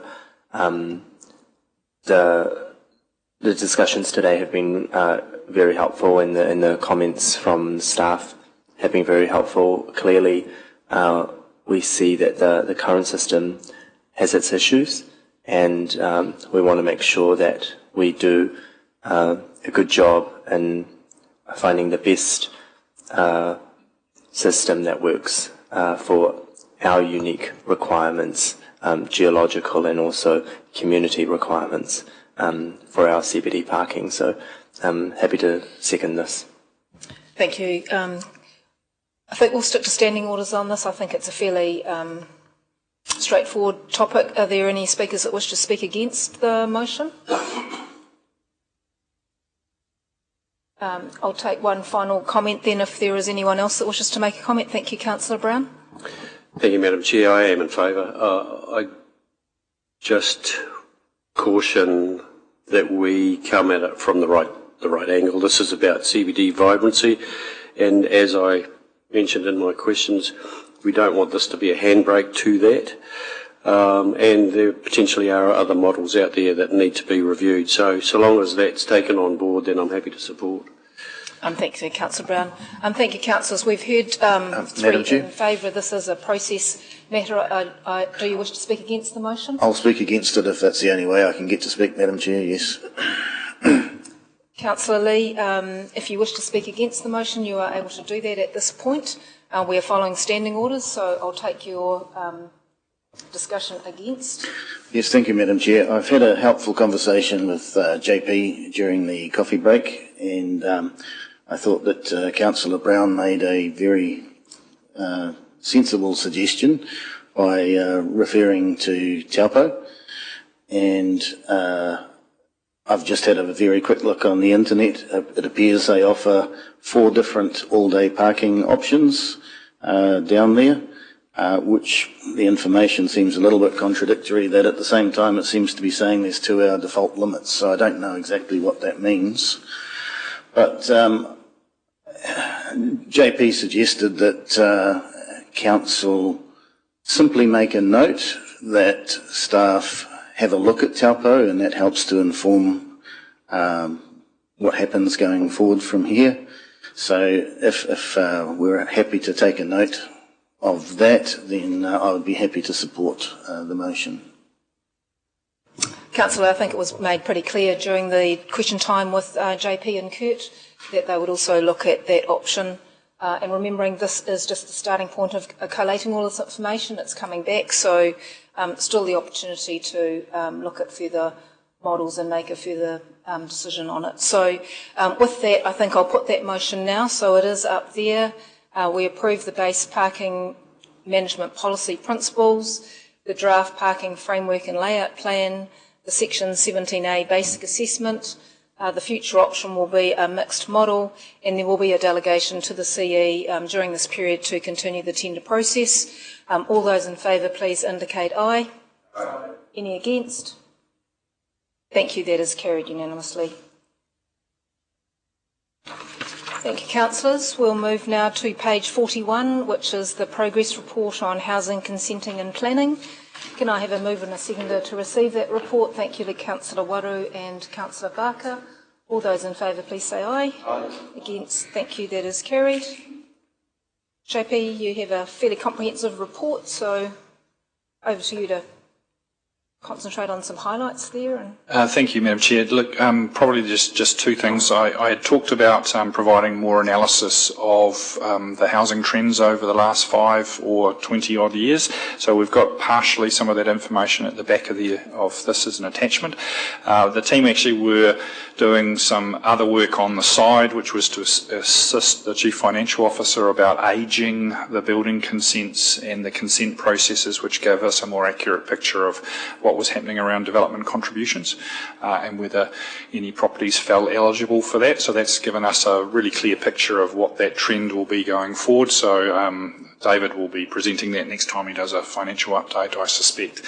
So, councillors, probably the key highlight for me was our annual BCA inspection was completed. So as a building consent authority, we go through quite an extensive audit process and get a number of recommendations. The team have just finished off doing training updates and information updates as part of those recommendations. So a really successful BCA process for the building team. And outside of that, we're just seeing a steady load of consenting both through the resource consent space and the building consent space, which is really positive moving forward. So happy to answer off any other questions the committee may have. Thank you, JP. Councillor O'Brien. Thank you, Madam Chair, and through the Chair, thank you again for your reports, JP, and your team for your work. Just two very quick ones, if I could, please. The other day when we were down at Ohinimutu we had the Te Arawa Partnership discussion, and you were there. Sorry, I'm not sure if you were there for all of it. The area on Papakainga. Now, I only raised this because it was brought up that the government may also be doing its own guidelines, or they are, but we're not sure what those are just yet. And we would go with whatever the most permissible ones. They may be more permissible than ours, or ours may be more permissible than theirs. It's hard to tell at this stage. I do have a concern, and I'm only bringing this up very vaguely. And it's been in the paper, so I'm not saying anything outside the confidentiality of our organisation. The abatement notice that was given to a particular property and then withdrawn, and we're still looking at the process. Is there a concern here, and we all want to see Papakainga housing, facilities across the board. We want to see it, and we want to see it accelerated, but at the same time, are we confident that we've pinpointed or we've got the guidelines in place that housing, okayed by all, and it's a very tricky one, because do we just go with the marae leaders? Do we go with the whole iwi? How do we consult? It's a very difficult, and I can't pretend that I've got all the answers. So I'm more than happy for our 3 Maori Ward councillors to offer some advice here. But are we sure that our guidelines accurately, in light of what's happened with that abatement issue, are we confident that the guidelines that we're articulating try and solve that problem? Because we all want housing, but we need to make sure, and I don't want to say it's the right housing, because there are, if we're going to address multiple, social issues, marae involvement has to be a part of that. But how do we make sure that development in that area is accepted by the wider iwi and hapu community?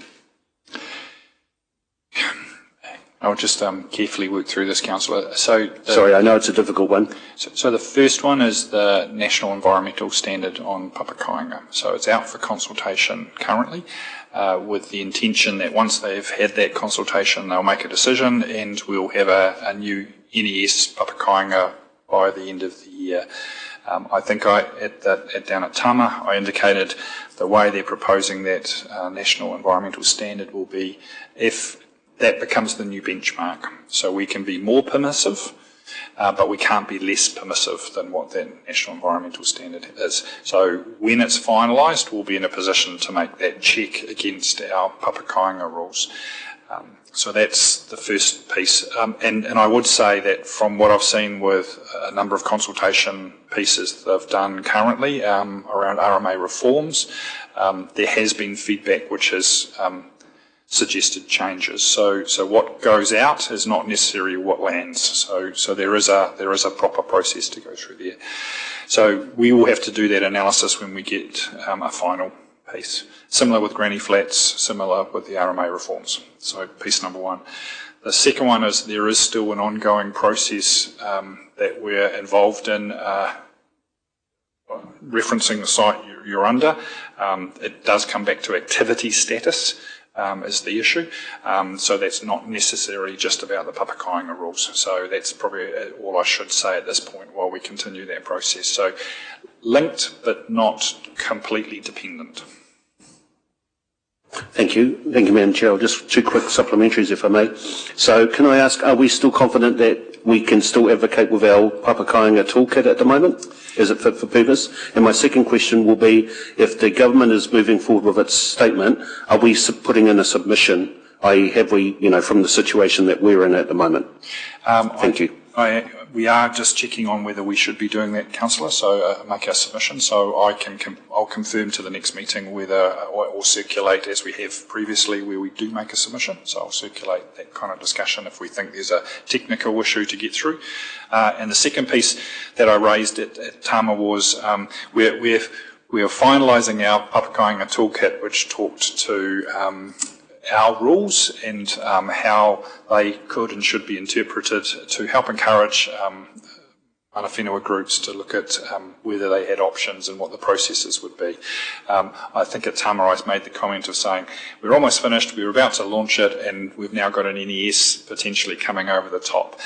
So we may just soft pedal into it saying, hey, we've got a final draft, let's talk to our community and our stakeholders about that, with the caveat that it may need to be amended or changed later this year. So that's kind of where we're at. I took one option was to say, well, do we just put it on the shelf and wait? I think actually the better option is to take it as a working draft and start trying to communicate it, but with a caveat that it may be forced to change later in the year. Thank you, Councillor O'Brien. Any further questions to JP on this part of the report? Very comprehensive. Councillor Waru? Tēnā koe te chairman. I'll just a quick question. Thank you, JP. In terms of the building consent process, those things, and these are numbers, total in January 823, total in March 800. Is that sort of average for us, or where does that sit in the grand scheme of things, those types of numbers? Thank you, Councillor. Actually, if you look at graph 3, which is on page 43, what you see there is at any point in time how we've seen such a significant increase in what I call the in-process consents. So whilst we have, and I think it's on page 42, we have the look in the rear view mirror, which is how many homes have been built in any particular year. So if you look at page 42, you'll see that last year we had 550 homes completed. And that's our highest number of homes built, I think, in our records. So the graph goes back to 2011. So that's a huge difference from what we've previously had. If you then flick to what we're talking about here, which is the in-process, this is kind of our pipeline. So it's either someone's lodged a building consent, they've received their building consent or they're at least the first inspection. And so that number's sitting at about 800. So that shows that we've got a pretty healthy pipeline of homes that will be built over the next year or two. And we certainly know there's a number of additional consents that are pending to come into that. So to us, that sort of says, look, we may not hit 550 again because we've come off our peak, which was about 880 in that pipeline, so about 800. So we should be in the 500-ish homes completed across the next couple of years from that forward projection around who's got consent. So that's our kind of lead indicator of what might happen in house builds across the next couple of years. Thank you, JP. I think you actually answered it. I should have articulated what I was asking in a better way, but you actually answered. So thank you. Was houses built? I was really talking about. Kia ora. Thank you, Councillor. Councillor Barker?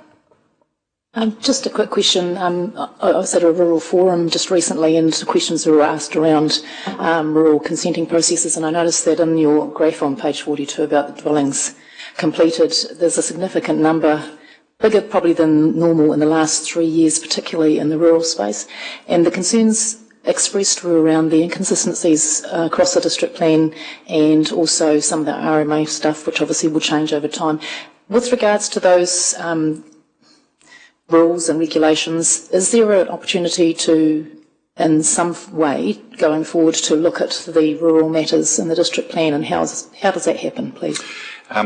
Thank you, Councillor. It's actually a particularly important issue for us because we've seen approximately 10% of our homes built in the rural environment over the last few years. And so the only inconsistency is the drive for regional council to reduce nitrogen. So that's creating a consequence where farmers and those in the rural environment are looking to alternative land uses to achieve their nitrogen reduction. So other than putting things into trees, there's a desire to put land into people, so rural subdivision. So we've had our rules are quite clear about a particular allocation that is provided to different property sizes. That's been the rub. Ours is reasonably low because of just because it's rural as opposed to one of our sort of rural residential areas. So we've got a lot of capacity in our rural residential areas. What's being asked for is, particularly within the catchment, more allocation. Our rules don't allow more allocation. So that's been the kind of the rub of trying to salvage some value while the regional council targets kick in. So they're particularly hitting 2027 as the first step down, and then 2032, quite large nitrogen reduction targets. So on the back of some concerns from the rural community, we're just doing some more detailed guidance, a bit like the Papakainga toolkit, so that we can have a real step-by-step guide as to what our rules are and what the opportunities are. So that's just being developed now with the intention that we'll then be able to take that out through the community board and through other messaged opportunities just to inform people about what our current rules framework is. As far as changing rules outside of that, that becomes part of our pipeline of future plan changes. Thank you. That'll be most helpful, and great to hear that it's coming through the rural board. I think, in addition, there's some unusual situations where highly productive land rules are impacting on farmers being able to put houses on their properties for workers and things like that. So there's just some little things that are posing difficulties. But thank you very much for your answer. I appreciate it. Just on the highly productive land, that's being potentially addressed during the RMA reforms part 2. So we've got a decision pending on whether there'll be a reduced emphasis on that analysis, which was an additional burden, an assessment of highly productive land. Councillor Lee. Thank you, Madam Chair. Through you. Just following on from this discussion about Papakainga, it wasn't something I was particularly familiar with before coming onto council this term. Where are other councils at with Papakainga developments? Is Rotorua at the bleeding edge of this, or is this widespread throughout the country? Or I think there's a number of councils who have grappled with this. where there is a high proportion of whenua Māori land. So I think we had some definition issues that were picked up during PC9 and have been a point of contention since our plan went operative in about 2016. So we were pleased we addressed those 2 years ago as part of that PC9. I think nationally this is a really valuable national environmental standard for those that are further behind us. But I think we had moved quite a long way towards being at the front end of our rule framework. We actually got a lot of submissions to that, and then the Ministry of Housing and Urban Development even submitted on it to try and progress that freeing up of whenua Māori land. So we're not too far off the NES, so that's where we're just looking to see how it finally lands, to see if we have to change anything at all. Okay. Would it be fair to describe this as so Rotorua is sort of at the bleeding edge is what you're saying, isn't it? Would it be fair to describe this as a bit of a social experiment? I know there's historical papakainga, obviously, Ohanimutu, whatever. I wouldn't say bleeding edge. I think it's more a case of understanding the complexities of development on whenua Māori land and just being really clear about how that fits within a normal context. It doesn't give them anything other than the ability to plan effectively at the consenting level. They still need to have sewage systems, water, so there's a whole bunch of other constraints that sit there. So I think it's more a case of taking away another complexity and impediment to Māori land development. Okay, thank you. Any final questions for JP before we finish this part of the report, councillors? No, there doesn't appear to be any further questions. Thank you very much, Your Worship, you had a... okay, I'll take a comment to once JP leaves. Thank you. Your Worship. Thank you very much, Madam Chair, through you. Look, I just want to acknowledge that we are sitting, as mentioned in the report, on a 15-year high. The gross and net dwelling completion is at its highest level for 15 years. Now, this is certainly not by accident. This is the result of not only incredibly hard work from our staff, but also, of course, the direction of this council. And I do want to take a moment to thank Minister Tamapōtaka for not only assisting us in prioritising the closure of the emergency housing motels, but, of course, in assisting with government funding to unlock and enable a significant amount of affordable housing.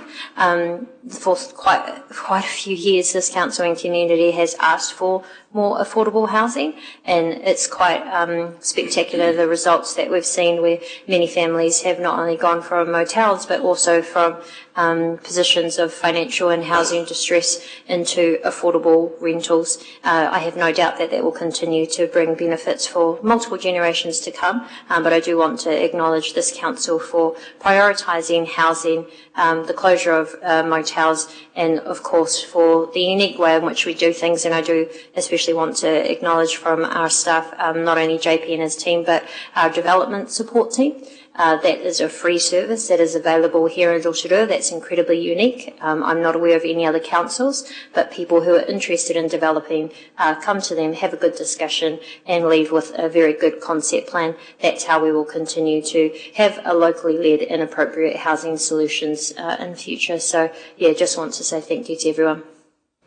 Thank you very much, Your Worship, and also thank you, JP. Around the accreditation for the staff, there's been an incredible amount of work that's gone into this report as well, and some good results there. Councillors, there's no decisions to be made on this, so I don't need to take any further comments at this stage. I'm going to move now to the confidential section of the agenda. There are 2 items for consideration in public excluded. Consideration has been given to public interest in this matter, and officers' advice is that the reasons for confidentiality outweigh the public interest in this matter. There are 2 items, the confidential minutes, and there are also the Eat Street Charter and Occupation Agreement reviews.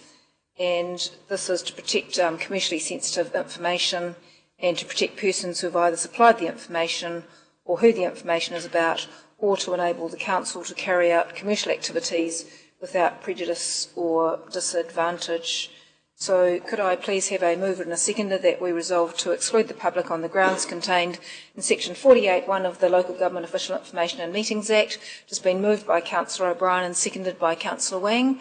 All those in favour, please say aye. Against, thank you, that is carried. Thank you to members of the public for attending. And